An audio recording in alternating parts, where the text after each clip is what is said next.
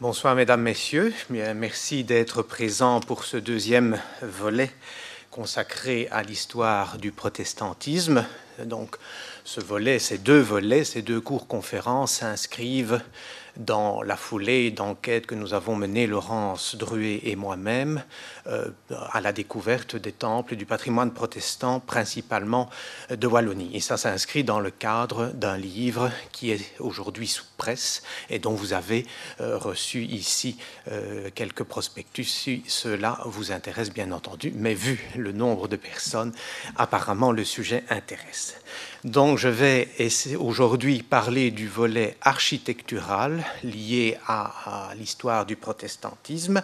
Et comme Laurence vous l'a rappelé la semaine dernière, le protestantisme belge, et particulièrement wallon, est issu de traditions variées, malgré un socle doctrinal de base. Alors cette diversité est une véritable marque de fabrique, comme cela vous a été exposé. Or, analyser le protestantisme à travers ses lieux de culte, c'est véritablement entrer dans son intimité. Les bâtiments de culte et les archives de ces bâtiments sont très riches en informations, ce qui permet d'écrire l'histoire des communautés, mais permet également une histoire matérielle. Et c'est ce dernier point qui va nous retenir plus spécifiquement aujourd'hui. En tenant compte, bien sûr, des dimensions historiques, quand c'est possible, théologiques, liturgiques, ecclésiologiques, qui ont été aussi rappelées il y a 2 jours. Alors, cet exposé, néanmoins, repose principalement donc sur des observations qui ont été réalisées dans les différents temples et sur l'analyse de nombreuses archives. Alors, néanmoins, c'est un champ d'études qui est véritablement en friche et il n'y a que quelques spécialistes qui se sont penchés sur l'architecture protestante. Il y a notamment Marcel Müller-Roslet dans les années 40 et plus récemment Jean-Christian Sombref et l'architecte Alphonse Van Impe, qui sont deux auteurs de 2 notices, certes courtes, dans le dictionnaire historique du protestantisme et de l'anglicanisme dirigé par Robert-Hugues Boudin. Alors, il y a des modèles qui existent essentiellement en France, plus récemment avec Yves de Krumenacker et surtout Bernard Raymond, qui est un Suisse, mais qui est aussi un pasteur et qui a fait l'histoire de l'architecture des temples suisses. Alors, ces 2 auteurs s'accordent à dire que les lieux de culte protestants sont des œuvres architecturales globales, au service d'une part de la communauté et d'autre part du travail permanent d'évangélisation. En 1849, le consistoire de Charleroi s'exprimait ainsi. Ce n'est pas uniquement dans un but missionnaire que nous désirons avoir une chapelle, mais avant tout pour abriter l'Église que l'œuvre de l'Esprit a rassemblée à Charleroi. Ensuite, mais seulement ensuite, nous avons la certitude que mieux placés, une foule de catholiques qui ne savent même pas que nous existons entreront dans notre chapelle, ne fût-ce que par curiosité, et auront ainsi l'occasion d'entendre prêcher l'Évangile. Fin de citation. Le temple est un symbole de la communauté, mais il marque aussi l'espace. Il doit être visible. Alors, après quelques considérations générales et préalables liées à la conception du temple, comme on l'appelle, Laurence l'a rappelé aussi, on peut appeler église ou temple, j'articulerai mon propos sur l'extérieur du bâtiment, donc sur sa visibilité, avant d'entrer à l'intérieur du bâtiment, qui lui est le reflet de la vie de la communauté. Alors pour ce propos, j'exclus les bâtiments qui avaient à l'origine une autre affectation et qui ont été réutilisés à des fins cultuelles. J'exclurai aussi l'ensemble des annexes des bâtiments de culte qui abritent de nombreuses activités culturelles ou sociales qui ont été rappelées également par Laurence mardi. Commençons donc par quelques considérations générales. Pour pouvoir disposer d'un bâtiment de culte, le choix du terrain revêt évidemment une importance capitale. Il faut qu'il soit bien situé pour pouvoir être visible. Or, l'acquisition d'un terrain par les communautés protestantes n'était pas sans difficulté en raison de l'hostilité, surtout au XIXe et au début du XXe siècle, fréquente des propriétaires catholiques. Mais c'était possible, puisqu'il y a un ensemble de temples qui ont été construits. Et une fois que le terrain est acquis, le choix de l'architecte est le résultat d'un certain nombre de critères de sélection. Alors un constat doit être fait. Un certain nombre, une poignée d'architectes, 6 en réalité, ont à leur actif la réalisation d'un nombre important de temples. Il y a Siméon Dupont à Marchiennes, au Mont-sur-Marchienne, qui en a réalisé 8. Vous avez Henri Sauveur d'Herstal qui en a réalisé 7, il est mort en 1970. Herbert Stanley de l'Église méthodiste qui en a réalisé 4. Paul Calam-Rosset, qui est un Suisse d'origine mort en 2003, qui en réalise 2, plus intervient dans 2 autres temples, et Samuel Andries qui réalise 4 temples, plus Alphonse Van Hilp, que j'ai déjà cité, qui intervient sur 3 édifices de culte. Alors, comment connaît-on le nom de ces architectes? Eh bien, certains bâtiments portent, comme vous pouvez le voir, la signature de l'architecte. Ici, Siméon Dupont sur le temple d'Ornu, et les plans qui sont conservés dans les archives portent parfois la signature ou le tampon de l'architecte concerné. Alors, qu'est-ce qui explique le choix de ces poignées, de ces quelques... Pourquoi recourt-on toujours au service plus ou moins fréquemment de ces architectes? Eh bien, 5 des 6 architectes cités étaient protestants. Henri Sauveur, c'est très clair, vous avez ici sa carte de visite qui est conservée à l'église d'Herstal, qui dit clairement qu'il s'excuse de ne pouvoir participer à l'assemblée d'église.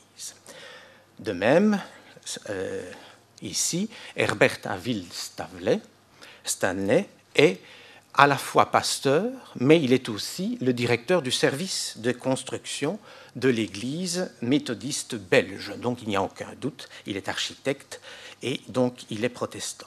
Alors en ce qui concerne l'Église chrétienne missionnaire, qui est l'auteur des principaux, qui est à l'origine en tous les cas des principaux bâtiments de culte en Wallonie au XIXe et au début du XXe siècle, il y a un ensemble de décisions qui devaient être avalisées par le comité directeur, à la tête duquel il y avait le secrétaire général. Et là, il y a une personnalité qui se détache, c'est Kennedy Adney, qui a été secrétaire général de 1883 à 1919, période véritablement d'efflorescence des temples en Wallonie.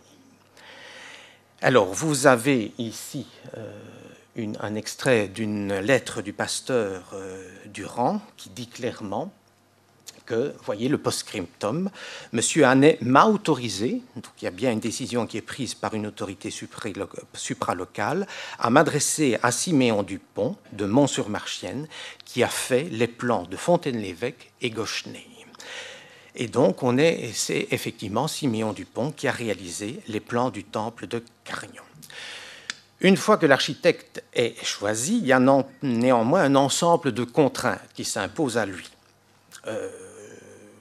Même s'il a la possibilité, bien entendu, de faire valoir sa conception propre de l'esthétique et en tenant compte souvent de l'évolution des styles. Ce qui explique la diversité de l'architecture des temples, mais aussi qu'au sein de la production d'un même architecte, on peut avoir plusieurs styles différents. Alors les contraintes sont de 3 types. Administratives, je ne m'y attarderai pas, c'est-à-dire principalement les règles d'urbanisme par exemple. Elles sont financières aussi, puisque la plupart des communautés n'étaient pas financées par l'État, donc on doit tenir compte du budget dont on dispose. Et puis la 3e catégorie, c'est ce que j'ai appelé les contraintes communautaires. Alors les contraintes communautaires, ce sont celles qui découlent de la volonté du commanditaire, c'est-à-dire non seulement la communauté protestante, mais aussi tous ces organes, toutes ces instances. Et j'en vois 3 principalement qui ont pu jouer un rôle majeur. C'est le pasteur, bien sûr, la communauté elle-même et ses instances de gestion, et les instances, entre guillemets, supralocales. Alors, de ce point de vue, nous avons, par exemple, pour le pasteur, le cas du temple actuel de Huy, où un schéma a été fourni à l'architecte avant qu'il n'élabore ses plans. De la même manière, à Fontaine-l'Évêque, tout à fait récemment, le pasteur a travaillé en étroite collaboration avec l'architecte. La communauté joue aussi un rôle important et les organes de décision. Et l'exemple le plus frappant est celui de Verviers-Audimont pour la conception du temple actuel. Le programme qui avait été fourni à l'architecte par le consistoire dit ceci. Le programme de base consistait à définir un lieu de culte pouvant recevoir plus ou moins 140 personnes. Donc on définit déjà la capacité. Et dans lequel devait être réinstallé du mobilier de l'ancienne église qui devait être détruite. Les vieilles orgues, dont on donne les dimensions exactes, la chaire, la table de communion et d'autres éléments. La définition de l'église a demandé plus d'une année de réflexion avec les membres du conseil d'administration et du consistoire. Alors vous voyez effectivement cette photo du temple de Verviers-Houdimont, où l'orgue qui se trouve à gauche est dans une encoche qui a été spécifiquement voulue et construite pour pouvoir y être installée. Donc il y a vraiment une volonté de réinstaller les orgues dans le nouveau temple, alors qu'ils avaient été installés dans le temple précédent. Troisième instance qui pouvait intervenir, ce sont les instances supralocales. Je l'ai dit, dans le cas de l'Église méthodiste, l'architecte Stanley, c'est très clair, il dirige le service des constructions, donc il réalise 4 temples, Écosine, Liège-Rédemption, Glun et le temple méthodiste de Herstal, mais qui a été détruit, même s'il a été reconstruit sous une autre forme. Pour l'Église chrétienne missionnaire, je vous l'ai dit, il y a des décisions qui sont prises par le comité administrateur, et là nous disposons d'une lettre de nouveau de Kennedy Hannay, et je cite « L'adresse de M. Dupont, Siméon Dupont, est Mont-sur-Marchienne. Je crois que vous aurez raison de vous inspirer du temple de Marchienne et d'adopter le style roman et non le style gothique. Je n'aime pas beaucoup le sommet du fronton de Marchienne. Je me demande si le pignon roman pur, surmonté directement de la croix, ne ferait pas mieux. » Et il accompagne sa lettre d'un dessin. C'est l'élément qui est intéressant. Voilà, donc il dessine ce qu'il a en tête. Or, le destinataire de cette lettre n'est pas connu. Néanmoins, c'est l'autre illustration, les plans du temple de Clabec sont signés du 11 juillet. Je pense effectivement que le projet, vu la similitude entre les deux, la constitution, la réalisation des plans du temple de Clabec résulte de cette lettre qui a été envoyée par Kennedy Hannay. Alors, ce qui renforce ce qu'on pourrait se dire, comment a-t-il été aussi vite, puisqu'il s'est écoulé à peine 1 mois et demi entre la lettre de Kennedy Hannay et la signature des plans, c'est que Siméon Dupont, entre guillemets, a triché. Il a réutilisé les plans du temple de Carignon pour réaliser celui de Clabec. Les 2 temples sont vraiment des jumeaux, et c'est loin d'être un cas unique dans l'architecture protestante. Une fois que l'architecte est désigné, qu'il a dû tenir compte de l'ensemble des contraintes qui lui étaient imposées, il réalise les plans. Et les archives locales, mais aussi de l'EPUB ou EVADOC, conservent un ensemble de plans qui sont très intéressants. À la fois les plans de bâtiments qui existent toujours, le plus ancien conservé, c'est les plans de Frameries que vous avez à gauche, et à droite, les plans de la communauté située rue des Caillas à Marcinelle. Mais l'intérêt des plans aussi, pour l'étude, c'est qu'elle permet de redécouvrir des temples qui aujourd'hui ont disparu, comme le premier temple de Rongy, qui date de la période qui suit l'édit de tolérance de Joseph II et qui correspond aux prescriptions de l'édit, c'est-à-dire c'est bien un bâtiment qui ne peut pas avoir et qui n'a pas l'allure d'une église. Et on devine en bas à gauche, effectivement, la salle de culte et puis 2 salles annexes pour des réunions diverses, même accompagnées, on le voit dans la pièce du haut, d'une cheminée. Alors l'intérêt des plans aussi, c'est que ça permet de visualiser la manière dont l'espace de culte a été conçu et a été modulé au fil du temps. Et de nouveau, un constat s'impose, c'est l'unicité de l'espace. Et il prend, en Wallonie en tous les cas, essentiellement la forme d'un rectangle sur un petit côté, à savoir le plan basilical classique. Il s'agit peut-être d'un rappel des basiliques des premiers chrétiens et poursuivant ainsi le souci de retour vers le christianisme primitif. Plus prosaïquement, le rectangle permet d'exploiter au maximum la surface disponible. En tous les cas, dès le début de la Réforme, au début du XVIe siècle, Le culte ne devait plus avoir lieu dans le chœur, mais au milieu de l'Église, de telle sorte que les deux sexes puissent apprendre à chanter et à louer Dieu ensemble et harmonieusement, car en Christ tous sont devenus prêtres. Cette nouvelle conception du culte, qui a remplacé la messe, a entraîné des réaménagements des édifices existants, dédiés initialement au culte catholique, et en particulier la suppression du jubé, ou dans tous les cas de sa fonction séparatrice, entre la nef, qui était réservée aux laïcs, et le chœur, qui était réservé aux prêtres, afin d'aboutir à un espace unique, rassemblant tous les fidèles, en vertu du principe de sacerdoce universel. C'est ce qu'on retrouve dans les différents plans qui ont pu être examinés, parce que ce sentiment d'unité est étroitement lié à la théologie et à la liturgie protestante, puisque le seul véritable temple est le cœur des chrétiens réunis pour prier Dieu, et tous sont égaux devant la Bible. Et rien ne doit rappeler un sanctuaire pour que les fidèles ne croient pas que Dieu soit localisé à un endroit particulier. Il y a néanmoins l'un ou l'autre temple qui sont subdivisés en nefs. Ici, c'est deux exemples de plans ce sont des projets de réalisation qui n'ont jamais abouti. Ce sont les deux façades des temples, des projets de temples qui auraient dû remplacer le temple de la rue Laoureux à Verviers. Alors, vous voyez bien donc dans ces temples cet espace rectangulaire qui est unique. Vous avez le plan du premier temple de l'actuelle communauté de la rue Laoureux à Verviers et le temple d'Ornu, qui existe toujours. À gauche, vous avez le temple de Serein-Lise, qui est subdivisé en 3 nefs. Mais la finesse des colonnes ne nuit pas à la perception de l'unité de l'espace et du volume. De la même manière, un certain nombre de communautés disposent de galeries latérales qui sont soutenues par des colonnes en fonte. Et de nouveau, ça ne perturbe pas, c'est le cas à Verviers-Laoureux, c'est le cas à Charleroi, à Lambert-le-Bègue, ça ne nuit pas à la perception de l'unité de l'espace. D'autres temples plus contemporains ont adapté une autre forme, comme ce pentagone un peu déformé que l'on trouve à Malmedy, ou franchement un carré que l'on trouve à Haller. De nouveau, même si la forme des plans est un peu différente, l'unicité de l'espace est toujours bien présente. On voit simplement les bancs, nous y reviendrons, qui sont disposés autrement, pour essayer de souligner davantage le caractère communautaire de l'Assemblée.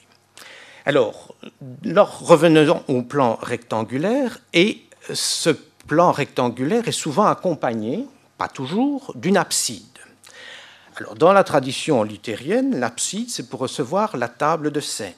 Dans la tradition réformée, surtout avant la Seconde Guerre mondiale, c'est pour recevoir la chaire.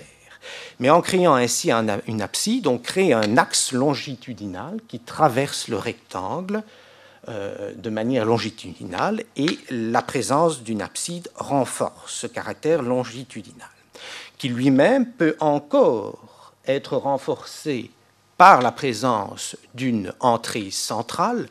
La plupart des temples de Wallonie possèdent effectivement une entrée axiale. Il y a très peu de temples qui ont des entrées latérales, renforcées également par un porche extérieur, donc qui renforce cet axe et qui conduit finalement le regard et le déplacement des fidèles vers un endroit précis, c'est-à-dire vers une abside quand elle existe, ou en tous les cas le fond du temple.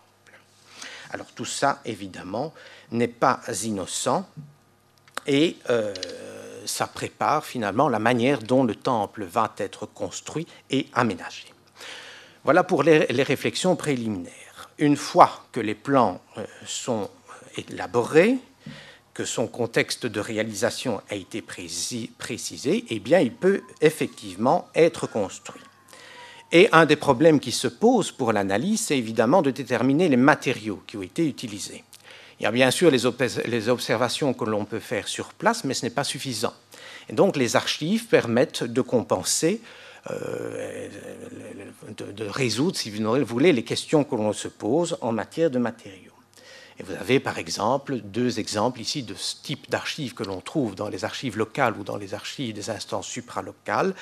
Vous avez les frais de construction, par exemple, du temple de Frameries ou le cahier des charges du temple de Boussu-Bois. Alors, pour le choix des matériaux, un principe de base se dégage véritablement. C'est le principe d'économie des moyens. Bernard Raymond, dont j'ai parlé tout à l'heure, dit que c'est une règle constante de l'esthétique réformée, et ça se vérifie. Et la raison peut en être double. D'une part, elle résulte du manque de moyens, puisque la plupart des communautés, à l'origine en tous les cas, n'étaient pas subsidiées par l'État. Et puis c'est aussi le reflet de l'identité réformée qui bannit les images figurées et qui refuse généralement une décoration trop chargée. Rien ne doit distraire les fidèles de l'écoute de la parole de Dieu et de la prédication, lesquels constituent, avec le chant des fidèles et la scène lorsqu'elle a lieu, les éléments centraux du culte protestant. L'architecture protestante doit donc jouer essentiellement sur les volumes, sur les types de matériaux, sur la lumière et l'acoustique. Or, on peut constater que la plupart du temps, toujours dans ce souci d'économie, les matériaux sont d'une grande simplicité. C'est la brique qui domine. La pierre n'étant utilisée que très parcimonieusement pour les soubassements ou pour la décoration de la façade, de la porte d'entrée, des fenêtres ou certains éléments architecturaux saillants. Et c'est la brique cuite traditionnelle qui transparaît le plus souvent, comme ici pour le temple de Chorat et celui de Clabec. Néanmoins, le jeu des matériaux peut intervenir. Vous avez ici à gauche le temple d'Amay, ou le temple plus récent de Gilly, qui utilise une brique plus claire, soit pour la façade, soit pour la totalité du bâtiment, et on voit que la brique traditionnelle est également utilisée. L'objectif est évidemment de singulariser le bâtiment dans son environnement. Parfois, les concepteurs vont plus loin et utilisent une brique d'une couleur plus claire, comme ici le temple de Liège-Rédemption à gauche et le temple baptiste de Pérué. On veut vraiment marquer le paysage. Alors, toujours par mesure d'économie, souvent, très vite, les protestants ont utilisé des matériaux contemporains, comme la fonte au XIXe siècle, je l'ai déjà évoqué, pour soutenir, par exemple, les galeries, ce qui rend de nouveau ces colonnes extrêmement fines et qui ne nuisent pas à la perception de l'unité de l'espace. Et au XXe siècle, c'est le béton. Mais le béton n'est principalement utilisé à quelques rares exceptions près que pour les superstructures. C'est toujours la brique qui domine, comme vous pouvez le voir ici à l'intérieur du temple de Verviers-Audimont, où on voit bien apparaître la brique et la superstructure qui se trouve au plafond. Alors la pierre, dont je vous l'ai dit, est d'une utilisation parcimonieuse, particulièrement la pierre de taille, mais il y a un double usage qui semble spécifique aux communautés protestantes et qui permet ainsi d'identifier de l'extérieur, sans erreur possible, la nature du lieu face auquel on se trouve. C'est d'une part l'utilisation d'une croix en pierre et d'inscriptions gravées sur la façade. Alphonse Van Impe l'a rappelé en 2014, la nature d'un lieu de culte doit apparaître par sa façade. La croix en pierre des temples, en effet, constitue un élément important du travail d'évangélisation. Lors de l'élaboration du projet du premier temple de la communauté de Liège-la-Houreux, ce bâtiment existe toujours et se trouve toujours rue Donquier à Verviers, le consistoire dit ceci. La façade est une simple maison ordinaire. On le voit, effectivement. La croix seule lui donne un caractère religieux, ainsi que de 2 cartouches qui n'ont pas été réalisées, où doivent être inscrits des passages de l'Écriture sainte. Le caractère religieux de cette façade est suffisant, mais il en faut un, car il faut bannir, et je cite, toute enseigne, une enseigne sans le magasin ou le cabaret.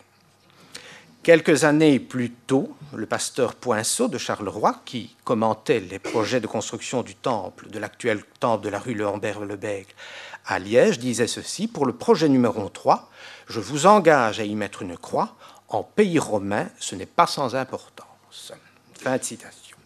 Donc la croix à pierre apparaît dans beaucoup des temples protestants et elle est souvent placée au sommet de la façade, parfois aussi au sommet du portail ou des deux. Ce n'est pas toujours là, on le voit très clairement, et l'importance de cette croix en pierre transparaît également dans le fait qu'elle est parfois conservée d'un temple à l'autre. On a dû changer de temple pour des raisons diverses, et on garde un élément symbolique du temple précédent, la croix.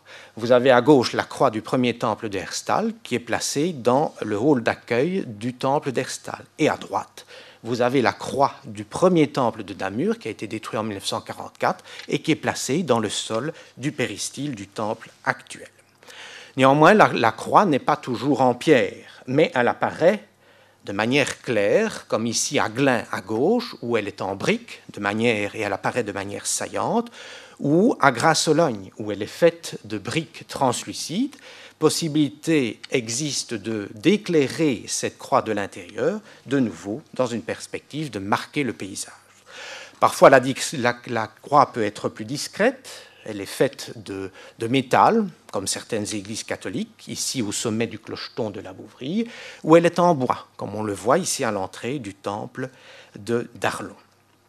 Alors, autre utilisation de la pierre, qui là ne laisse vraiment aucun doute quant à l'affectation du bâtiment, ce sont les inscriptions en pierre, qui sont gravées dans la pierre plus exactement, où on nomme le type de bâtiment. On parle d'église, de temple évangélique ou de temple protestant. Comme vous pouvez le voir sur le projet de premier temple d'Herstal, chapelle évangélique, ou le temple actuel de Flémal, où au-dessus de la porte est gravée l'inscription temple protestant. Alors après la Première Guerre mondiale, la mission évangélique belge s'est développée et a commencé à construire un ensemble de temples sur le territoire wallon. Et vous avez ici deux exemples. À gauche, c'est l'ancien temple de Huy, où elle marque clairement dans le linteau de la fenêtre l'appartenance du temple à la mission évangélique belge. On retrouve aussi la présence du flambeau, comme ici à droite dans la façade du temple de la rue Anatole France à La Louvière, donc la présence d'une Bible et d'un flambeau. Alors la Bible apparaît également, l'objectif est clairement de se démarquer par rapport à l'Église chrétienne missionnaire belge, mais la Bible est également présente dans le contexte réformé lié à l'Église chrétienne missionnaire belge, comme ici à Charleroi, où la Bible apparaît au-dessus de l'entrée, où elle est également présente dans la façade du temple de Verviers-Laoureux. Pour mémoire, parfois, les inscriptions ne sont pas inscrites dans la pierre, mais elles sont peintes, tout simplement. Vous avez ici le temple de Dour, à gauche, avec la date de 1827. C'est le plus ancien temple ayant encore une vocation cultuelle en Wallonie. Et le petit temple de Gauchenay, sous l'entité de Douache, qui existe toujours, mais qui est désaffecté, et qui portait dans un cartouche en dessous du fronton le terme évangélique, le mot culte se trouvant dans le fronton. Autre moyen de marquer aussi son appartenance, d'insister sur la mémoire de la communauté, c'est l'inscription de la date, soit de la pose de la première pierre, soit de l'inauguration. Et vous avez ici à gauche la date de construction du temple de Marcinelle, et à droite, vous avez la pierre du temple de Rixensart qui indique clairement le jour de la pose de la première pierre en 1965. Alors, au-delà des matériaux, la physionomie générale de la façade permet également d'attirer le regard et plusieurs moyens sont utilisés. Et un des moyens principaux, c'est l'usage de clochers, de tours, de clochetons. De tours qui sont en façade, dans une position centrale, qui signalent la présence d'un bâtiment de culte. Et ces tours, ces clochetons, sont souvent des clochers au sens strict du terme. Donc ce sont des infrastructures qui ont été conçues pour recevoir des cloches. Donc ça permet de marquer le paysage non seulement visuellement, mais aussi de manière auditive. Alors, souvent aussi, ça renforce cet axe longitudinal dont j'ai évoqué tout à l'heure qui traverse le rectangle. Ces tours-porches sont centrales, où le clocheton se trouve au sommet du pignon. Il existe néanmoins des temples qui possèdent des tours mais qui sont latérales, comme le temple ici de Jumet à gauche ou celui de Herstal que vous voyez à droite, mais le principe est le même, c'est attirer l'attention sur la façade et inciter les gens à entrer par la porte qui, elle, reste bien centrale. À cela s'ajoute évidemment la dimension auditive, puisque beaucoup de ces tours sont aptes à recevoir une cloche, et le soin apporté à l'acquisition d'une cloche est réel. Voici comment est relatée l'inauguration du temple de Boussu-Bois en 1896. La cloche, celle du temple, c'est en italique dans le texte. Il n'est pas inutile de le dire, est la toute première que possède l'Église missionnaire belge. La cloche sonne à toute volée, répétant joyeusement, sans relâche, à plusieurs kilomètres à la ronde, son invitation à la fête. L'objectif est donc bien d'attirer les auditeurs. Alors, ce qui arrive, vous avez une cloche, ici à gauche, c'est la cloche anépigraphique, il n'y a aucune inscription dessus, de Serein-Centre, et à droite, vous avez la cloche de l'ancien temple de Saint-Vite, qui est assez ironique, puisque vous avez le terme Friede, paix, cloche qui a été coulée en 1939, et le temple a été complètement détruit en 1944. Mais lorsqu'on a reconstruit le temple de la communauté de Malmedy-Saint-Vite à Malmedy, on a conservé la cloche. Donc la cloche aussi, comme la croix sommitale, constitue un élément qui peut être révélateur de la mémoire des communautés. Donc le jeu des matériaux, la présence de caractéristiques dans la façade. Maintenant, comment caractériser les différents temples? Il y a effectivement des styles qui traversent l'architecture des temples, et il y a grosso modo 5 périodes. Il y a une période néoclassique, c'est grosso modo le XIXe siècle, une période néomédiévale, surtout néogothique, au tournant du XIXe et du XXe siècle, l'art déco qui se situe entre deux guerres, une période moderniste après-guerre jusqu'aux les années 80, et puis le style tout à fait contemporain. Alors, le style néoclassique a un archétype. C'est le temple de Dour que vous voyez à gauche, qui se caractérise par une façade à l'antique, avec un fronton de forme triangulaire, plus ou moins large. Et les seuls éléments qui permettent d'identifier que c'est un temple protestant, c'est à la fois les inscriptions, ou dans le cas de pâturage, le modèle c'est Dour, c'est très clair, on a simplement rajouté un clocheton, une cloche et une croix. Mais on est bien dans le cadre d'une architecture néoclassique.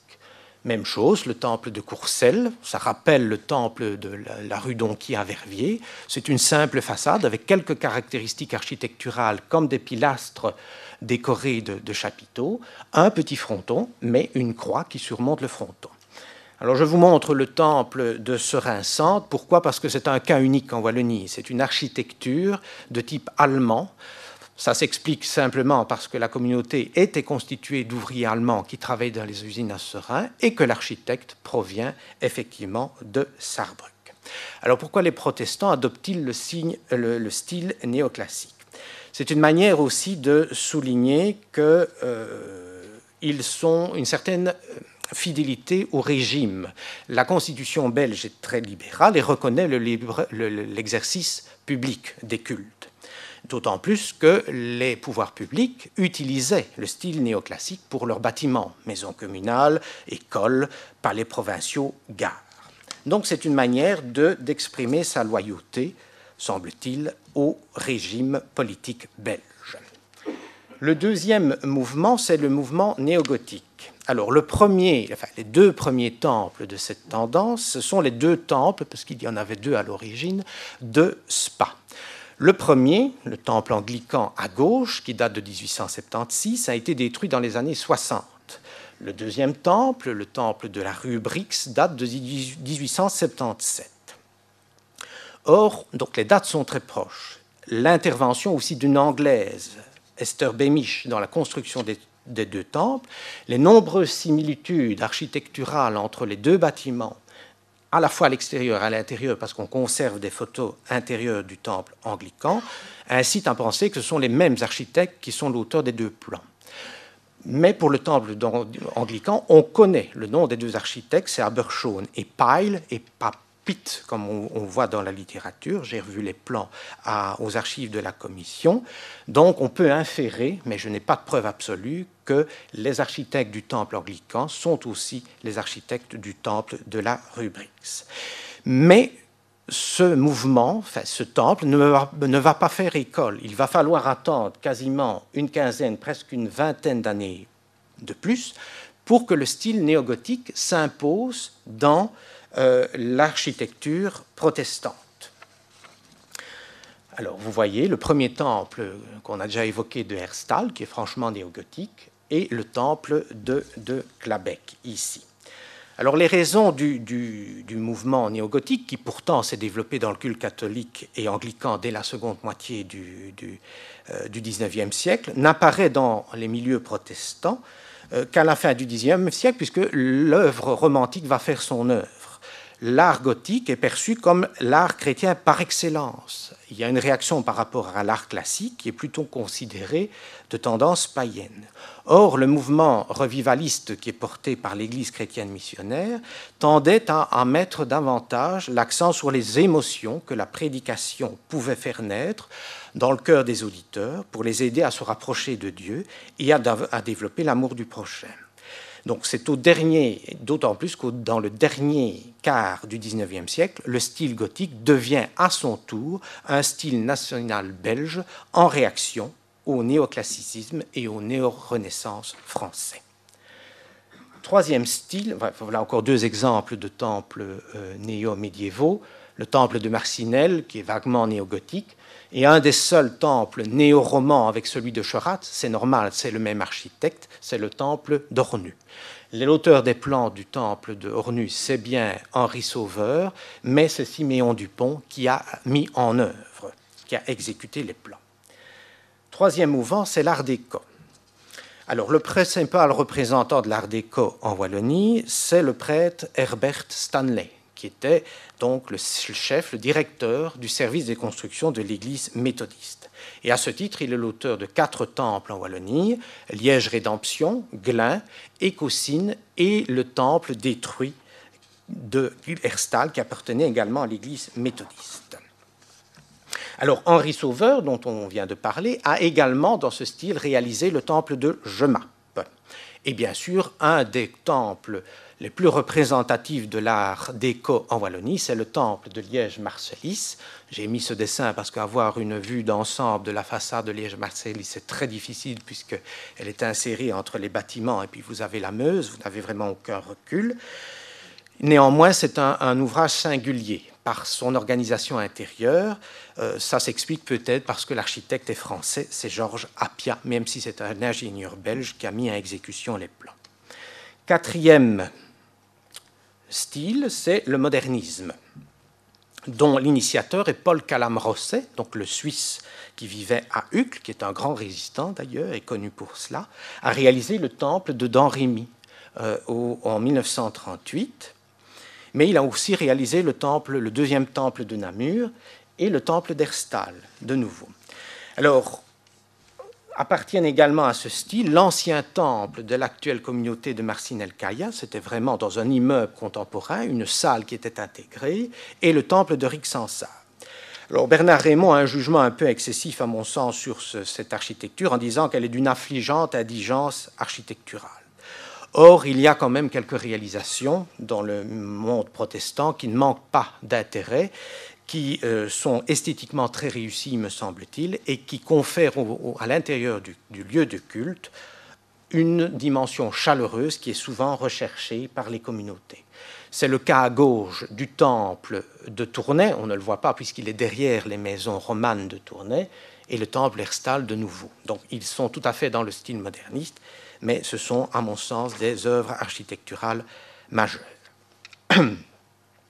Alors, le cinquième style, c'est l'art contemporain, dont le principal représentant en Wallonie est un Néerlandais, c'est Samuel Andries, qui vit toujours, qui est il est belge, mais originaire d'Anvers, et il a réalisé plusieurs temples en Wallonie, dont celui d'Ottigny, mais aussi celui d'Alleur, que vous découvrez ici, qui a un plan tout à fait particulier, avec une toiture extrêmement audacieuse. De même, Marcel Henry, qui a réalisé le temple de Malmedy. Alors, ce qui est comique, enfin, c'est interpellant en tous les cas, Marcel Henry était pressenti pour réaliser le temple actuel de Verviers-au-Dimont. Et quand on compare les plans des deux temples, et puis finalement il avait été écarté, et c'est un couple qui avait été choisi pour Marcel, mais il y a une parenté entre les deux temples, et c'est peut-être lié à l'influence de nouveau de la communauté, et Marcel Henry ayant repris une partie du fruit des discussions qu'il avait eues avec la communauté de Verviers. Mais le temple de Malmedy est vraiment un temple extrêmement réussi. Alors appartiennent également à ce mouvement le temple actuel de Huy. Vous avez la salle de culte qui est plus ou moins en demi-cercle à droite, et tous les locaux liés pour l'école, pour la bibliothèque, pour l'école du dimanche, les salles de réception, etc., les salles des fêtes se trouvent à gauche. Et puis alors, vous avez le temple de Verviers-au-Dimont. Alors, face à ces constructions très audacieuses et contemporaines, des constructions tout à fait classiques et qui s'inspirent des modèles précédents ont aussi été réalisées, comme le temple de Grasse-Sologne ou le temple de Glun, alors que c'est Samuel Andries qui est l'auteur des plans du temple de Glun près de Liège. Voilà donc pour l'extérieur, comme nous l'avons dit, qui est conçu avant tout pour marquer le paysage et qui tend à ne laisser aucun doute sur l'affectation du bâtiment. Passons maintenant à l'intérieur du bâtiment, dont l'organisation, la décoration et les éléments de mobilier offrent aussi beaucoup d'indications sur l'histoire et les conceptions de l'Église concernée. Le premier élément que l'on peut découvrir dans un temple est perceptible mais est moins matériel, c'est la dimension des volumes. Or, la conséquence de ce point de vue, la conséquence toujours de ce principe d'économie des moyens, l'essentiel du travail de l'architecte va jouer justement sur la gestion des volumes, des espaces de circulation, sur gérer aussi la lumière, le son, non pour créer des atmosphères, mais toujours dans un souci d'optimaliser la communication d'une communauté ecclésiale. Et là, on retrouve la dimension d'unicité du volume cultuel, qui est vraiment une caractéristique majeure des temples protestants. Je cite, c'est toujours Bernard Raymond, « Les fidèles doivent pouvoir se voir et s'entendre les uns les autres, faute de quoi la réalité de l'Église, corps du Christ, en vient à s'estomper. Donc, ils doivent pouvoir aussi entendre la prédication du pasteur. La gestion des volumes est donc capitale. C'est un des éléments qui détermine cette gestion des volumes. Et un des aspects de cette gestion des volumes, c'est évidemment la hauteur sous plafond. Alors, plusieurs solutions pour que l'acoustique soit bonne qui ont été adoptées varient en fonction des périodes. La période néoclassique utilise plutôt un plafond plat ou une voûte en plein cintre. Par contre, à partir des mouvements néo-médiévaux, on a des hauteurs sous plafond qui épousent le revers de la toiture, soit entièrement, soit partiellement, comme vous pouvez le voir ici à Flémal à gauche et à Boussu-Bois à droite. Néanmoins, certaines communautés, pour des raisons évidentes d'économie d'énergie, ont fait le choix de placer des faux plafonds, mais qui malheureusement perturbent cette perception et cette gestion des volumes, comme le cas de Tintigny. D'ailleurs, deux communautés, Couëme et Cherat, ont finalement renoncé à ce temple pour retrouver la dimension et l'acoustique originelle du temple.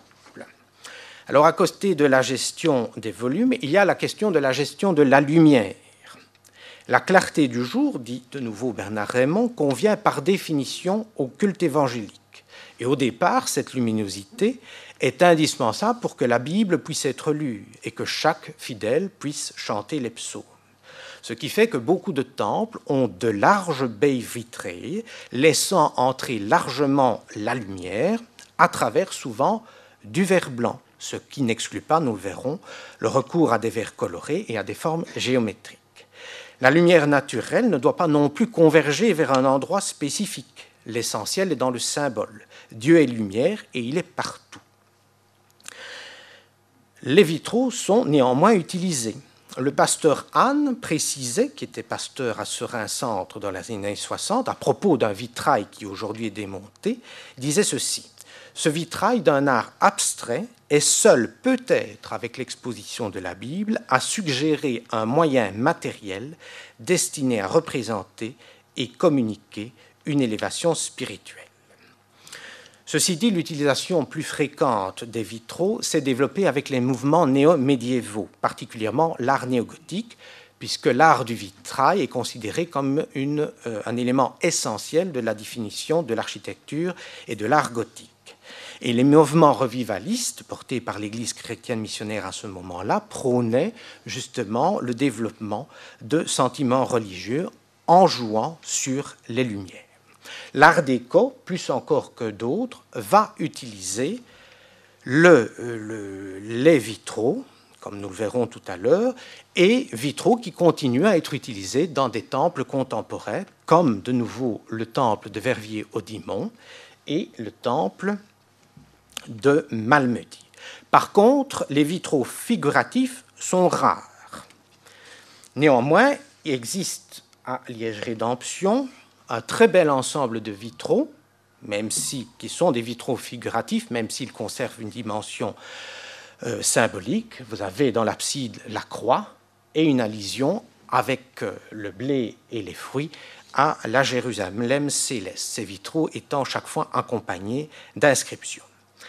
Le seul véritable vitrail figuratif au sens strict du terme est celui de pâturage, avec une représentation du bon samaritain, vous voyez, qui est représenté ici dans la partie basse, avec la colonne du Saint-Esprit et l'expression « Dieu est amour ». Gestion des volumes, lumière, la décoration. Donc, dans la même logique de nouveau de l'unicité du volume, le temple doit avoir un caractère chaleureux, quasi familial, et on trouve des mentions dans les textes. Kennedy Hannay, lui encore, indique ceci: « Tant de nos temples ne sont pas peints, jumets, marchiennes, faute de ressources. Or, cela donne aussi quelque chose de plus chaud que les murs blanchis. » Donc c'est une dimension importante de la conception et de la construction d'un temple. Et pour ce faire, les communautés recourent à des matériaux de première qualité, mais qui sont souvent simples, d'un usage quotidien, comme des verres blancs, nous l'avons dit, pour les fenêtres, quand il n'y a pas de vitraux, des pavés en ciment pour le sol, et surtout le bois, le sapin et le pitch-pin particulièrement. Il n'y a pas un temple en Wallonie où le bois ne soit pas présent. Il peut y avoir des planchers, des plafonds, des charpentes en bois apparentes. Les tribunes sont souvent constituées de bois, les lambris, sans compter évidemment les bancs, les chaises, la chaire et la table de communion, points qui seront évoqués ultérieurement. Il s'agit, à mon sens, d'une dimension essentielle de l'esthétique des temples protestants. Alors, pour vous donner une idée, vous avez ici l'intérieur du temple de Spa, où on voit bien le plancher, la charpente apparente, les bancs, même chose pour Clabec, avec ce superbe plancher, ces très beaux bancs, qui a été aussi dessiné par l'architecte Siméon Dupont, et là, le plafond sous toiture. Alors le jeu aussi, pour favoriser l'esthétique, il y a aussi une alternance des matériaux qui peut intervenir, puisque toute décoration, la réforme nourrissait vraiment une méfiance à l'égard de toute décoration et bannissait le plus souvent des représentations figuratives pour justement ne pas détourner le regard des fidèles du seul sujet digne d'intérêt, l'adoration de Dieu lui-même. Donc sont généralement bannis des lieux de culte les images, les statues de saints et forcément les reliquaires de toutes sortes. Les croix, à l'origine elles-mêmes, étaient bannies des temples. Les croix sans représentation du Christ, même si la tradition luthérienne est beaucoup plus conciliante sur ce point.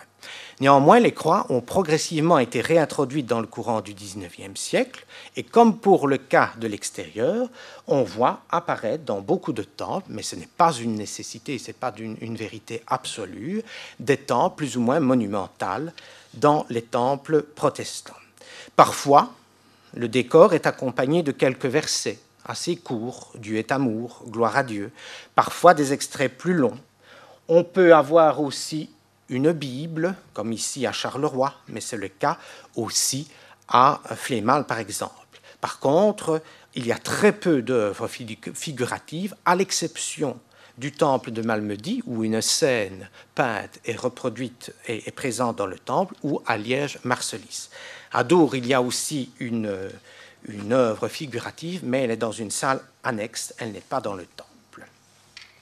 Alors, autre élément de décoration, mais qui participe toujours de la mémoire de la communauté, ce sont différentes plaques commémoratives. Voilà l'exemple, les deux œuvres figuratives, à la fois de Malmedy et de Liège-Marselis.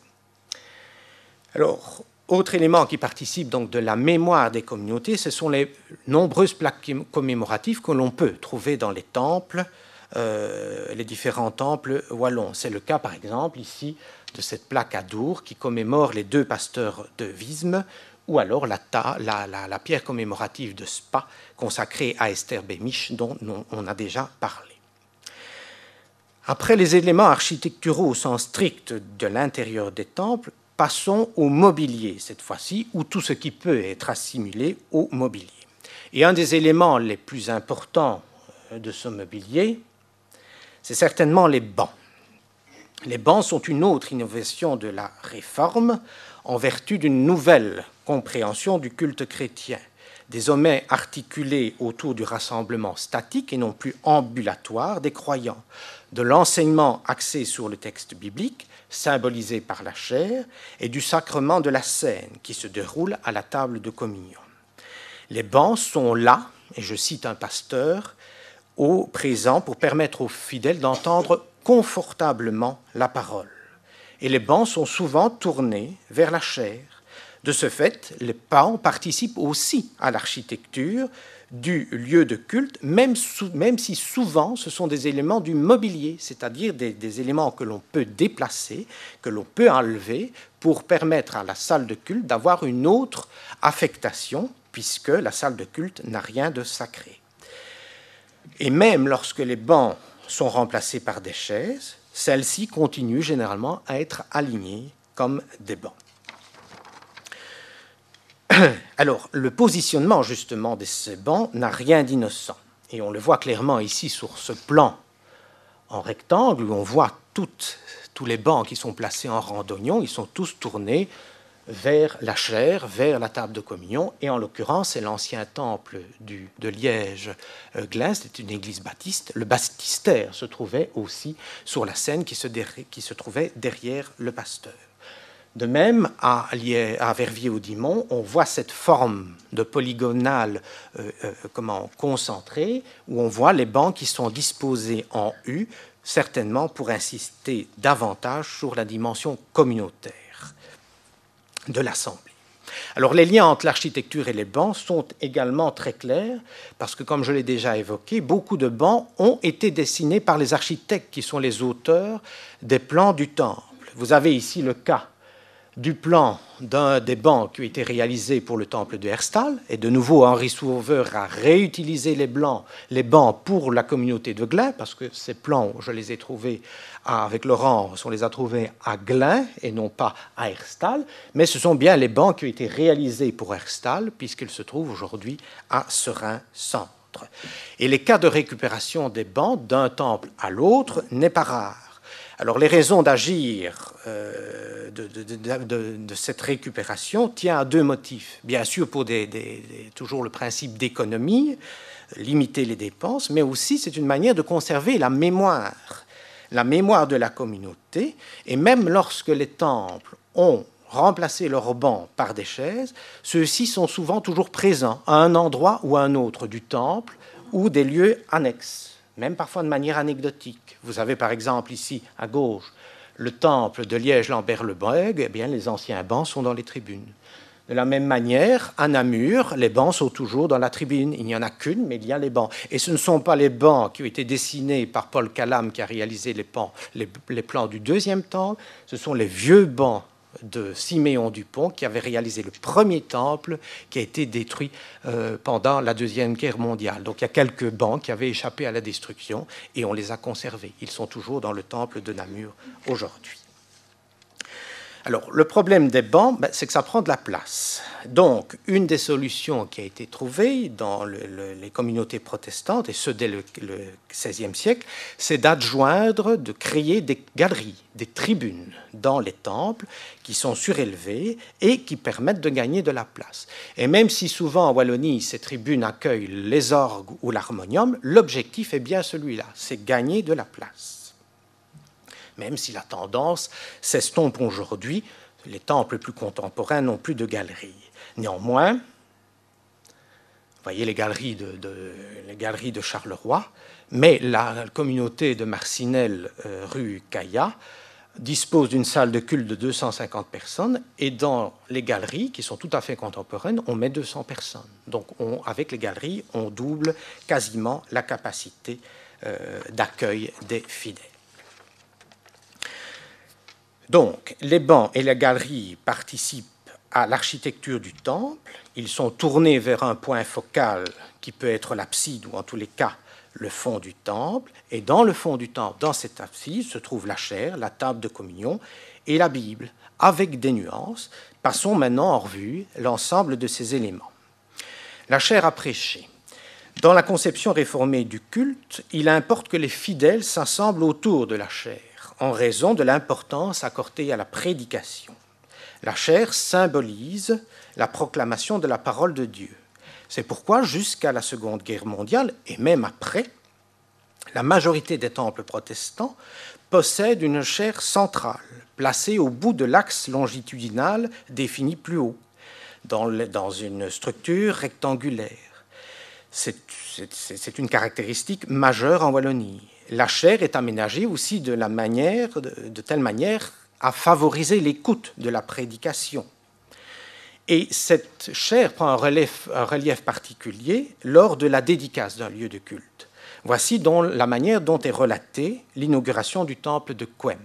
Et je cite, « Monsieur Buzet, par ailleurs pasteur de la Bouvrie, montant en chair, en prit possession, ainsi que du temple, et déposa, en témoignage de cette prise de possession, un exemplaire des Saintes Écritures sur la chaire. Il déclara que le temple était ouvert au culte évangélique. » Fin de citation. Par contre, les temples de tradition luthérienne, dès l'origine, comme Eupen, Moresnet, Neumoresnet, Serein-Centre, souvenez-vous, communauté d'ouvriers allemands, disposent quant à elles d'une chaire désaxée. Et cette habitude s'est également étendue au contexte réformé après le Deuxième conflit mondial. L'objectif poursuivi était de souligner ou de rendre en tous les cas au sacrement, c'est-à-dire la scène, la place et l'importance que lui avait fait perdre, disait-on, le poids trop grand accordé à la prédication. Dans le contexte réformé, c'est celui qui a engendré le plus de temples avant la Seconde Guerre mondiale en Wallonie, la chaire est inscrite parfois dans une abside. Elle est généralement centrale. Elle est parfois franchement imposante. L'objectif, c'est que le pasteur puisse être vu et surtout entendu. Elle est suspendue. Voici deux exemples de galeries. Dour, récupération d'une église catholique, et une galerie qui a été refaite. Deux chaires latérales, ici à Neumoresnet et l'autre à Serein-Centre, et puis la chaire centrale et monumentale, suspendue dans le cas de Petit Ouham et inscrite dans une abside dans le cas de Rongy. Alors souvent, cette chaire est accompagnée d'un double escalier, parfois un escalier unique, accompagné d'une ou de deux rambardes, ce qui évidemment participe à sa monumentalité. Pour également favoriser l'écoute de la parole du pasteur, beaucoup de chaires sont dotées d'abat-voix, comme ici à Liège-la-Houreux, ou l'abat-voix d'Eupen, à droite. Néanmoins, depuis quelques décennies, différentes communautés ont troqué leur chaire monumentale contre une chaire plus modeste, ou un pupitre en bois, ou en matériaux plus contemporains, comme le plexiglas, par exemple, à Domremy. La chaire est en effet perçue comme démodée. Alphonse Van Impe dit « Un espace liturgique avec un lutrin surélevé pour la visibilité est nécessaire, plutôt qu'une chaire de vérité désuète. Une table de communion pour la scène et des fonds baptismaux sont également utiles. » Mais ces chaires plus modestes conservent néanmoins souvent une position centrale, comme nous pouvons le voir ici dans le temple de la rue Anatole-France à La Louvière.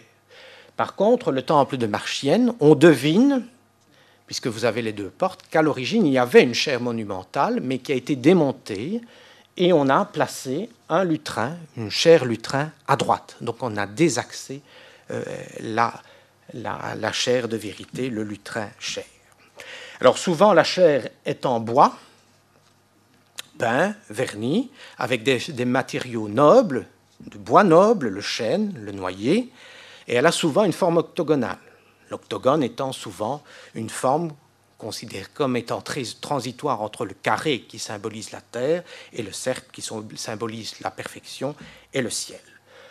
D'autres chaires ont une forme plutôt de balcon, rectangulaire, ou de trapèze, comme à Glun, dans la région liégeoise, et de nouveau une chaire qui a une position centrale. Parfois, la chaire est aussi accompagnée d'éléments symboliques, une croix huguenote, le chrisme, parfois des inscriptions, et même, à Verviers-au-Duimont, des bas-reliefs figuratifs. Pourquoi? Parce que c'est une chaire issue de l'ancienne église catholique. C'était le deuxième temple de la communauté qui a été détruit, mais la communauté a conservé ces éléments figuratifs qui se retrouvaient sur la chaire, qui, elle, est hexagonale. Et puis vous avez la petite chaire du temple de Stockay-Saint-Georges. Autre élément important, évidemment, c'est la table de communion. Table de communion qui est profane, sauf dans la tradition luthérienne de nouveau. Elle a remplacé les autels sacrificiels des églises catholiques, la scène étant avant tout le moment où les fidèles communient effectivement, toujours sous les deux espèces, en participant donc à la fois au pain et au vin. La scène réformée se distingue de l'Eucharistie catholique par le fait qu'elle ne constitue qu'un symbole. Élément fondamental de la liturgie, la table de communion est plus encore que la chaire placée au bout de l'axe longitudinal que nous avons évoqué. Et dans d'autres lieux, elle est souvent dans l'axe focal, dans les plans des temples qui varient, qui diffèrent du temple rectangulaire. C'est vrai dans la très grande majorité des temples que nous avons visités. Alors souvent, donc on le voit, cette table de communion est bien dans un axe central, comme ici à Rongy ou à Liège-Lambert-le-Bègue. Alors l'importance de la table de communion transparaît aussi par le fait qu'elle fait le soin de plans réalisés par des architectes, comme la table de communion de la Bouvrie ici à gauche, ou la table de Namur qui a été également dessinée, qui est toujours en place d'ailleurs, par Paul Calam-Rosset, qui est l'auteur des plans du deuxième temple de Namur. Souvent, la table est également en bois, elle est déplaçable, ça peut être un meuble avec 4 pieds, dans une tendance plus contemporaine, elle porte parfois une inscription, mais dans les périodes plus anciennes, c'est souvent un élément qui forme un bloc dans le même style que la chaire. Donc on voit bien que les deux éléments sont étroitement liés. Alors pour célébrer la scène, les communautés disposent d'un mobilier de scène, souvent en métal précieux, enfin en tous les cas ça se rencontre, en argent, en étain, plus récemment en acier inoxydable. Néanmoins, pour des raisons évidentes d'hygiène, se sont développés depuis le premier quart du XXe siècle des ensembliers avec des petites coupes. Vous avez l'exemple ici de l'ensemblier avec les coupes, mais aussi les plateaux pour le pain de Marcinelle, rue des Caillas, où vous avez ici l'ensemble du mobilier de scène de la communauté de Verviers-Laoureux. Et vous avez ici à gauche la cruche qui sert au baptême. Alors ces éléments de mobilier sont aussi des éléments importants, dans certains cas, en tous les cas, de la mémoire de la communauté. Vous avez par exemple le mobilier de scène de Tournai, dont malheureusement je n'ai pas de photo, qui est en argent, qui date de 1708-1711 et qui aurait été offert par les officiers quittant la ville de Tournai aux protestants de Tournai. D'ailleurs, le plateau porte les armoiries des Provinces-Unies. Plus récemment, vous avez ici la coupe de Courcelles, en dessous de laquelle est inscrite les mots suivants: à l'église de Courcelles, la famille Alès de Mannheim, Noël 1893. Donc c'est une coupe qui a été offerte à la communauté par une famille allemande. 1893, c'est parce que le temple venait de connaître une phase d'agrandissement. De même, à Farciennes, à droite, le temple conserve la coupe du marquis d'Aou, qui avait créé la communauté de Lers et Fausto, qui a aujourd'hui disparu, mais Farciennes a récupéré cet élément lié à l'histoire de la communauté de Lers et Fausto. Alors, autre élément capital que nous avons évidemment vu, c'est la Bible, bien sûr, dont les protestants admettent la seule autorité, ce qui les distingue des autres chrétiens. C'est la raison pour laquelle elle est visible dans la plupart des temples que nous avons visités, quand elle n'est pas représentée en façade ou sur les murs intérieurs. Mais son rôle principal, évidemment, est d'être lu dans le cadre du culte, comme l'atteste, nous l'avons déjà évoqué, la procédure de dédicace dans un temple. Or, à un moment qui n'est pas antérieur au début du XIXe siècle, la Bible a commencé à être exposée sous l'influence probable des sociétés évangéliques. Et actuellement, eh bien, elle est souvent présentée, elle peut être présentée sur un lutrin, comme vous le voyez ici à Marchiennes, mais elle est désaxée. Mais dans beaucoup de cas, elle est posée, dans 60% des cas à peu près de ce que des temples visités, elle est posée sur la table de communion. Et l'idée véhiculée, c'est qu'à cette table, on ne vient pas tant chercher une nourriture matérielle que la nourriture toute spirituelle des paroles entendues dans la Bible. Alors parfois aussi, cette Bible constitue un élément précieux lié à l'histoire des communautés. Vous avez par exemple la Bible ici à gauche de Verviers-Audimont qui date de 1566 et la table la Bible de Cherat qui est toujours exposée dans le temple qui date de 1587. Autre élément lié au deuxième sacrement reconnu par les protestants, c'est le baptême. Alors, pour pouvoir baptiser, beaucoup de communautés disposent d'une cruche, comme je vous ai montré tout à l'heure, qui sert à administrer le baptême. Mais il n'y a pas, dans beaucoup de communautés, de fonds baptismaux au sens strict du terme. On a une cruche pour baptiser, et puis il y a simplement un bassin pour récolter l'eau en cas d'aspersion. Néanmoins, quelques temples d'origine réformée ou luthérienne possèdent des fonds. C'est le cas, par exemple, à Verviers, à Serein-Centre, que vous voyez. Donc, c'est un élément en pierre, et vous avez la cruche de baptême de Liège-Lambert-le-Bègue. Néanmoins, les fonds baptismaux, l'apparition des fonds baptismaux, c'est un phénomène assez récent. Il date de 1900, par exemple. À Eupen, les fonds datent de 1955 pour le centenaire de la construction du temple. À Jolimont, c'est tout le mobilier qui a été renouvelé et les dessins ont été réalisés par Alphonse Van Impe. De même, à Malmedy, lorsque l'on a conçu le temple, une petite zone a été réservée à ce baptême. Mais l'élément le plus singulier en Wallonie, c'est cet espace de baptême que l'on trouve dans le temple de Tournai. C'est tout à fait unique. Il y a un espace spécifiquement dédié au baptême. Vous voyez les fonds, tout simples d'ailleurs, qui apparaissent dans l'espace, et puis deux panneaux, deux vitraux, qui symbolisent à gauche la loi et à droite la grâce. Les cartons ont été réalisés par l'architecte de nouveau du temple. C'est l'architecte Stiphout qui travaillait avec Henri Lacoste. Mais le système de baptême par aspersion n'est pas le seul dans les communautés protestantes. En effet, les communautés évangéliques, les communautés de tradition baptiste et même les communautés de l'Église protestante unie de Belgique qui sont plutôt de tendance évangélique pratiquent le baptême par immersion. Laurence l'a déjà évoqué mardi. Parce que le baptême est conçu du côté de la foi, non de la grâce. Le baptême est donc un acte de foi du baptisé, lui-même, non de ses parents. Donc on ne baptise pas les enfants. Alors les modalités, c'est soit une piscine que l'on déplace, c'est le cas ici à Ottigny-Louvain-la-Neuve, et que l'on met au milieu de l'espace de culte, ou alors, comme à Marcinelle, c'est carrément un baptistère creusé dans le sol, on ouvre les deux portes, Il y a une zone qui est réservée à sec, évidemment, pour le pasteur, et l'autre zone qui est remplie et dans laquelle on peut procéder au baptême par immersion. Alors, dernier élément capital de la liturgie protestante à côté de la prédication, c'est le chant. Le chant et la musique. Les moyens oraux, et je reprends les mots du pasteur de Seraing en 1967, les moyens oraux, lecture de la Bible, prédication, chant d'ensemble, visent à restaurer le culte simple et prophétique du christianisme primitif. L'importance du chant et de la musique dans la liturgie protestante transparaît évidemment également par la présence de tableaux de cantiques que l'on voit quasiment dans tous les temples réformés et même d'autres. Vous le voyez ici, l'intérieur du temple de Fontaine-l'Évêque avec le tableau des cantiques à droite. Et vous avez un détail du tableau des cantiques de Flémal. Or, le chant, souvent, est indissociable des instruments de musique. Mais à l'origine, semble-t-il, les psaumes étaient chantés a cappella.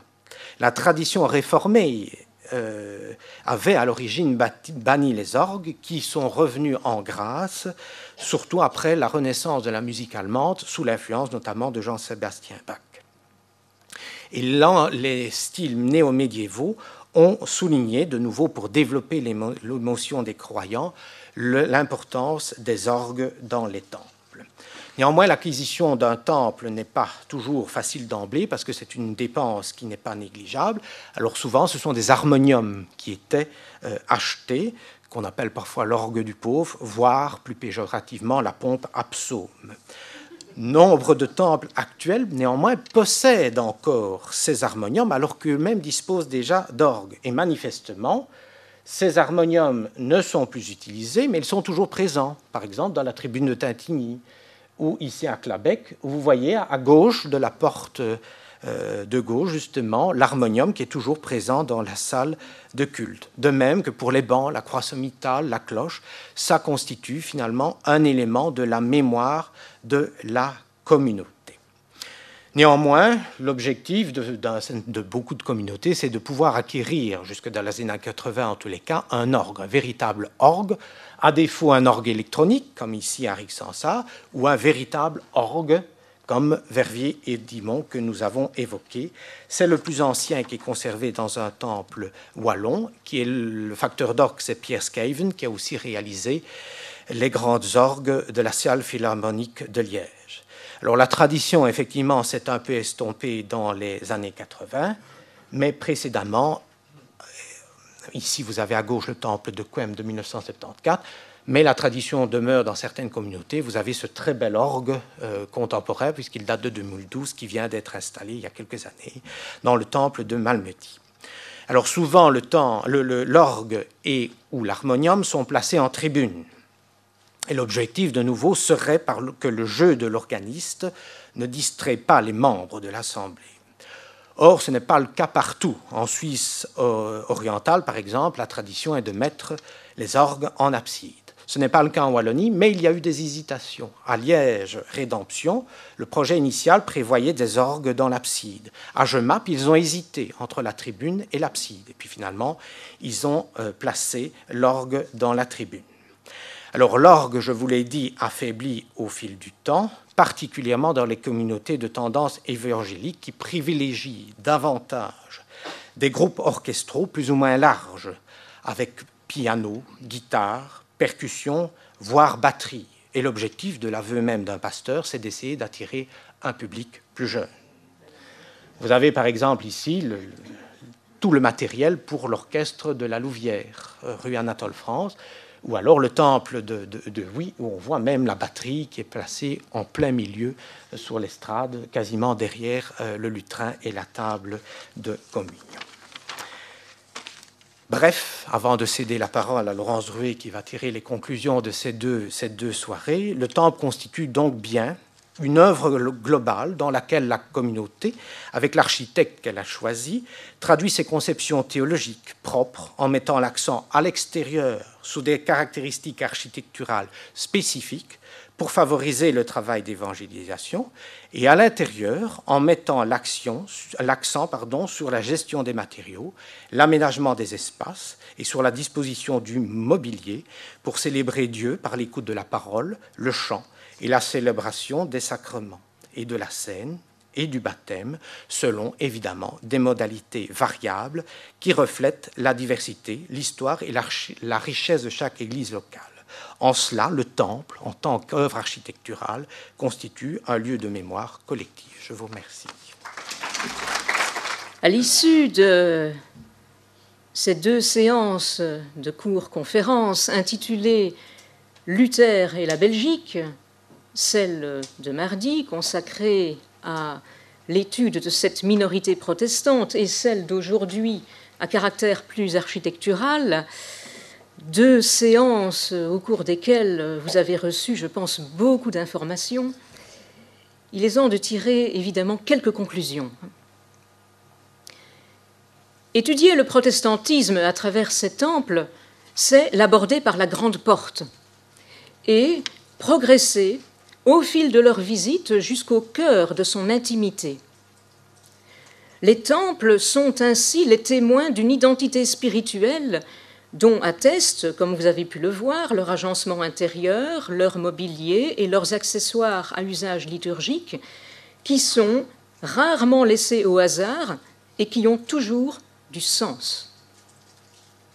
En l'absence de traités d'architecture protestante ou d'architectes qui auraient définitivement fait autorité et imposé son modèle, ils n'obéissent finalement qu'au seul véritable principe imposé par la Réforme, prédication et forte liturgie de la parole, tempérée par le sacerdoce universel des croyants et la dimension communautaire d'un culte célébré également par tous, et dont rien ne doit fondamentalement détourner de la seule gloire de Dieu, principe dont l'application, toutefois, donne lieu, comme vous avez pu le voir, à bien des variantes et laisse place à pas mal de créativité, y compris en matière d'esthétique visuelle ou acoustique. Parce que le protestantisme belge est pluriel, les temples le sont aussi intrinsèquement, illustrant bien évidemment toute la diversité de son paysage dans notre pays. Il concentre ainsi à merveille les caractéristiques et l'identité de leurs occupants, dont nous avons vu mardi dernier qu'elle est complexe et dont ils sont en quelque sorte les réceptacles, conjuguant les tensions entre égalité des croyants et autorité pastorale, entre tradition et modernité et parfois même technologie, sans être imperméable à de possibles influences, ni réfractaire à des évolutions, la sacralité, comme Julien Maquet l'a rappelé, portant davantage sur les personnes lorsqu'elles sont réunies que sur les lieux, ce qui explique une grande liberté en matière immobilière. Ainsi, on achète un terrain ou un immeuble, on dresse des plans, on discute des devis et des cahiers de charges, on construit, on aménage un temple, on l'agrandit, on le transforme, on le rénove, on le vend, on le remplace, on déménage et éventuellement on recommence au gré des besoins fonctionnels et organisationnels de la communauté, en d'autres termes, des besoins pratiques. La gestion et l'utilisation du bâtiment témoignent donc d'une capacité d'adaptation qui empêche quoi que ce soit d'être jamais figé, mais aussi d'un rapport décomplexé au matériel dont attestent les abondantes archives en la matière et qui n'est pas le moindre des paradoxes pour un culte qui n'a, je le rappelle, théologiquement besoin ni de murs ni d'un toit, le véritable culte selon Calvin se déroulant d'abord dans le cœur des croyants. Lieux paradoxaux, donc, que sont ces temples protestants, dont la construction, nous l'avons vu, atteste d'une sécurité, d'une stabilité de la communauté qui en soutient le projet, mais aussi lieux potentiellement éphémères, qu'en étrangers et résidents temporaires, en d'autres termes en pèlerins ici-bas, les protestants sont toujours susceptibles de laisser derrière eux pour une future adresse. Le rapport qu'entretiennent les paroissiens, mais aussi les pasteurs à leur temple, est donc complexe et peut relever aussi bien de l'utilitarisme envers un outil éventuellement jetable après usage et donc parfaitement remplaçable, que de l'attachement sentimental à des souvenirs personnels et à des racines familiales, le temple, on le constate souvent, renforçant le lien entre les générations. La lourde charge émotionnelle et affective, lorsqu'elle est présente, liée à des baptêmes, à des mariages, à des funérailles, à des conflits, à des réconciliations ou éventuellement à des séparations, rend d'ailleurs l'histoire de ces bâtiments d'autant plus riche et chacun d'entre eux absolument unique.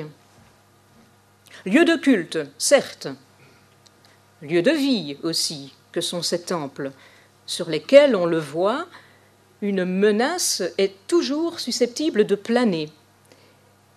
Et bien entendu, lieu de mémoire, mémoire physique et matérielle d'un culte fondamentalement immatériel.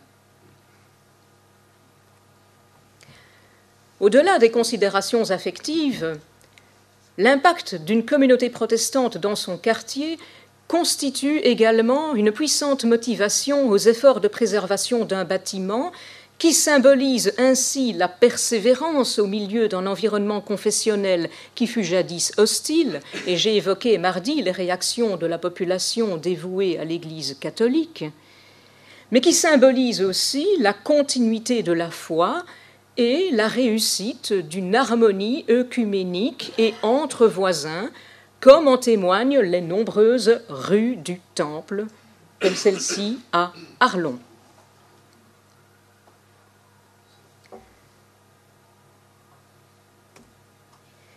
Si la construction d'un temple est souvent l'affaire de toute une communauté qui non seulement pose un acte symbolique, mais y trouve un projet fédérateur dans lequel chacun s'investit, c'est aussi le cas de sa rénovation, comme en ont témoigné à titre d'exemple les opérations de remise à neuf du très beau temple de Fontaine-l'Évêque, où l'achèvement des travaux a même été marqué par la plantation à l'intérieur du bâtiment d'un olivier 5 fois centenaire, symbolisant la longévité, symbolisant la pérennité des lieux. C'est une situation tout à fait exceptionnelle, tout à fait originale, et c'est absolument renversant. Il faut dire que cette rénovation en profondeur, étalée sur de nombreuses années, est rendue nécessaire par une situation extrême de quasi-insalubrité, est particulièrement réussie, ce qui n'est pas toujours le cas, comme vous l'a montré Julien Maquet, puisqu'il n'est pas rare que l'installation de faux plafonds occulte de belles charpentes apparentes ou que le parquet d'origine soit remplacé par de banals carrelages. La conscience de la valeur patrimoniale des lieux et de la nécessité d'en assurer la pérennité est indissociable la plupart du temps de leur monumentalité. Généralement, en effet, plus le bâtiment est monumental, plus il est visible, cela va de soi, et plus on prend conscience de sa valeur non seulement vénale, mais surtout patrimoniale. Et l'on voit des opérations de sauvetage entraîner une mobilisation locale qui dépasse le cadre de la paroisse, comme ce fut le cas il y a quelques années à Spa, dont vous pouvez voir une deuxième fois aujourd'hui l'aspect extérieur, temple construit en 1877 qui a failli disparaître au profit d'un local à tout autre usage, une discothèque, si je ne m'abuse, mais qui a fort heureusement été non seulement préservé, mais remarquablement restauré. Et je vous montre une deuxième fois pour le plaisir le résultat intérieur de cette très belle restauration. Le temple de Clabec, j'y reviens également, dont le rapport entre la construction en 1905 et l'activité des forges est démontré, et dont l'histoire est d'autant plus particulière que le Brabant wallon, région rurale, a été beaucoup moins touché par le réveil protestant du XIXe siècle que j'ai évoqué mardi dernier, beaucoup moins touché que le Hainaut ou la province de Liège, eh bien ce temple de Clabecq est lui aussi menacé de démolition, tout simplement parce qu'il est convoité par un promoteur immobilier, alors qu'il présente lui aussi, je me permets d'y revenir et je me permets d'insister, une très belle harmonie intérieure des matériaux entièrement d'origine. Et puis il faudrait aussi évoquer la situation du temple d'Amé en province de Liège, victime quant à lui de dégâts des eaux en 2002 et susceptible de subir le même sort. Les temples sont donc fragiles. Or, formidable ouverture sur l'histoire, sur la spiritualité, sur la sociologie, sur les réseaux, sur la culture d'une minorité religieuse habituellement peu médiatisée, ils attestent de son enracinement dans notre pays. Lieu de conservation d'archives, ils sont aussi les gardiens d'une mémoire écrite souvent très riche et sans les documents qu'ils recèlent, en particulier les dossiers de bâtiments composés de pièces des plus variées, eh bien notre étude n'aurait tout simplement pu être réalisée. Mais la minorité protestante actuelle ne présente plus le même visage que celui des grands bâtisseurs de temples.